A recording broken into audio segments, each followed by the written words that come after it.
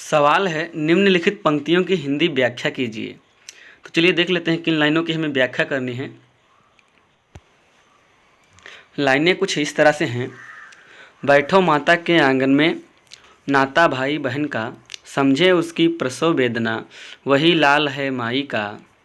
एक साथ मिल बांट लो अपनी हर्ष विषाद यहाँ, सबका शिव कल्याण यह है, पावे सभी प्रसाद यहाँ। तो इन लाइनों की हमें व्याख्या करनी है। तो इनके लिए सबसे पहले हम संदर्भ हेडिंग डालेंगे, फिर प्रसंग डालेंगे, फिर व्याख्या डालेंगे, फिर इसके बाद काव्यगत सौंदर्य। क्योंकि हाई स्कूल बोर्ड एग्जाम में संदर्भ, प्रसंग और व्याख्या पूछी जाती है। तो चलिए देख लेते हैं। कुछ इस तरह से हेडिंग डालेंगे, संदर्भ और लिखेंगे, प्रस्तुत पद्यांश हमारी पाठ्य पुस्तक हिंदी के काव्य खंड में संकलित मैथिली शरण गुप्त द्वारा रचित भारत माता का यह मंदिर शीर्षक से उद्धृत है या उद्धृत है। इसके बाद हमारी अगली हेडिंग होगी प्रसंग। कुछ इस तरह से हेडिंग डालेंगे, प्रसंग और लिखना शुरू करेंगे।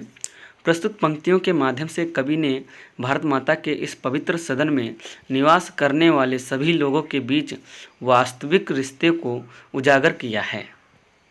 चलिए देख लेते हैं इसकी व्याख्या क्या है। कुछ इस तरह से हेडिंग डालेंगे, व्याख्या और लिखेंगे, प्रस्तुत पंक्तियों के माध्यम से कवि यहाँ भारत में निवास करने वाले लोगों से कहता है कि आइए माँ के इस पवित्र सदन में बैठिए।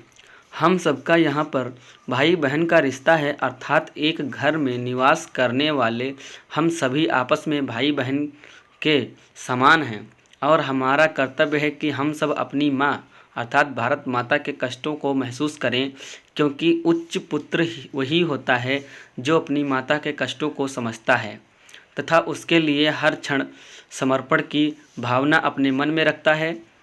हम सभी भाई बहनों को यह उद्देश्य होना चाहिए कि किसी को किसी प्रकार का कष्ट ना हो, सभी एक दूसरे के सहयोग के लिए तैयार रहें, क्योंकि यह भारत माता का मंदिर है, इसलिए यहीं पर हम सबका मंगल कल्याण है और यहीं पर सभी को परम सुख रूपी प्रसाद भी प्राप्त है। कहने का तात्पर्य यह है कि हम सब भारतवासी एक माँ भारत माता की संतान हैं और आपस में सभी भाई बहन के समान हैं। हमें आपस में मिलजुल कर रहना चाहिए और एक दूसरे की मदद करनी चाहिए। ये थी हमारी इन लाइनों की व्याख्या जो पूरी हुई। हमारी अगली हेडिंग होगी काव्यगत सौंदर्य। तो चलिए हेडिंग डालते हैं काव्यगत सौंदर्य और लिखना शुरू करते हैं। कुछ इस तरह से हेडिंग डालेंगे काव्यगत सौंदर्य और लिखेंगे, समस्त भारतवासियों का भाई बहन के रूप में वास्तविक चित्रण किया गया है। संपूर्ण भारत देश का एक सदन में सदृश सुंदर चित्रण हुआ है। भाषा खड़ी बोली, शैली मुक्तक, अलंकार रूप। तो high school board exam 6 number का क्वेश्चन आपका सोल्व हो चुका है। वीडियो अच्छी लगी हो तो चैनल को सब्सक्राइब करें, वीडियो को लाइक करें, शेयर करें। धन्यवाद।